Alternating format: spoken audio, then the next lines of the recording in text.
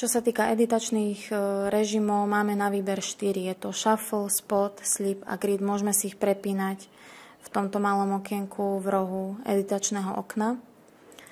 Takže môžeme ponechať režim grid a skladbu upraviť. Ak chceme upravovať skladbu v oblasti, čo sa týka tempa, rytmusu, je dobré zobraziť si už spomínané okno transport, ktoré nám vlastne ľahko ovláda prehrávanie, nahrávanie zvukovej stopy. A takisto je dobré zobraziť si okno Big Counter. Obidve tieto okna nájdeme v hlavnom menu v sekcii Window. Okno Big Counter si prepneme do polohy, aby nám zobrazovalo teda takty. Zobrazí nám 3 čísla. Číslo v strede nám udáva teda jeden takt, čo je jeden impuls hudby. Číslo predtým, teda prvé číslo, nám zobrazuje skupinu taktov. Väčšinou bývajú 4, ale môžeme si samozrejme, podľa danej nahrávky ich môže byť aj viac alebo menej, ale zvyčajne bývajú 4. Posledné trojčíslie zobrazuje tix. Takže keď si spustíme prehrávanie skladby, môžeme to spraviť medzerníkom alebo môžeme to ovládať samotným transportným oknom. Tak vidíme, že prvé číslo sa nám mení pomalšie až po každej štvrtej zmene druhého čísla. Takže vidno, že táto skladba má 4 takty na jeden bar. Toto číslo sa vlastne nazýva bar.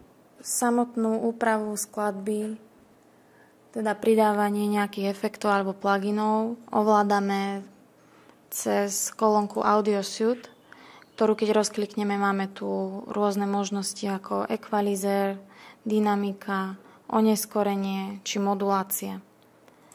Pluginy rozdeľujeme na real-time pluginy a proces pluginy.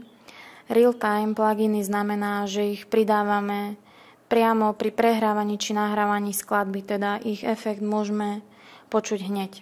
Proces pluginy naopak musíme prehrávanie zastaviť, aplikovať tento plugin a opäť spustiť prehrávanie, aby sme videli jeho účinok.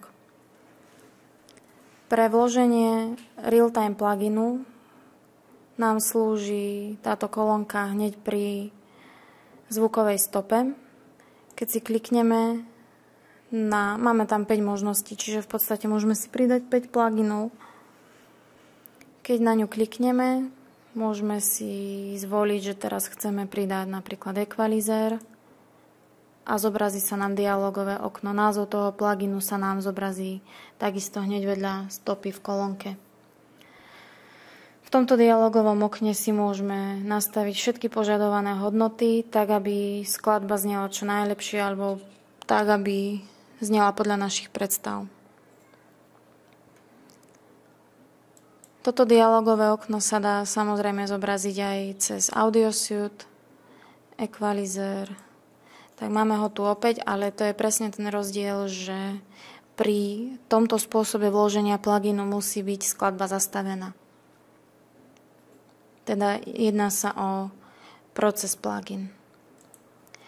Keď už dlhšie pracujeme s pluginami, tak môžeme si nejaké tie nastavenia obľúbiť, alebo chceme ich používať proste častejšie, tak si ich môžeme uložiť.